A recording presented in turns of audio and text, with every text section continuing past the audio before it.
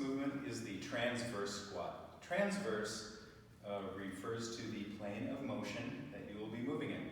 In this case, transverse means 45-degree angles. So, I'm going to begin with no weight.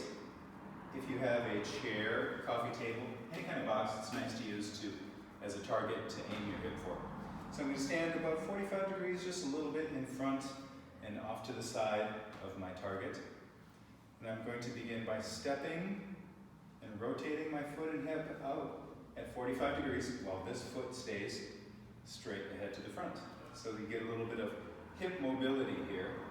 And then I'm going to drive my hip down and back. I'm going to sit down and back through my left hip to touch. This foot stays here. This stays up to 45 degrees. Loading this hip and this foot, rooting, spreading my toes, and come back.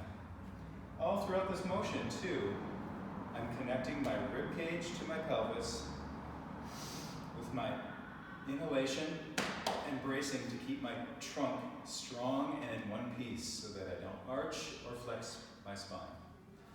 In this way, I'm going to go to the other side now. You can begin using loading. You can use a dumbbell, usually held up, or a kettlebell in front of you is nice to add some weight when you're ready for it. As long as the movement is precise and smooth, then you can begin loading. So I'm going to step out to my right, rotating my right foot out, rooting my foot so I can brace my hip and drive my hip down and back, touch, and come back. Foot and hip out. Sit down and back as I brace, and come back. Feel free, if you have a sandbag, or a small child, or a bag of potting soil, holding it in front of you is nice. A nice way to load. Makes you use a lot of trunk. Makes you really brace and use your trunk. You can load it on either shoulder as well. As long as you keep your trunk in one piece,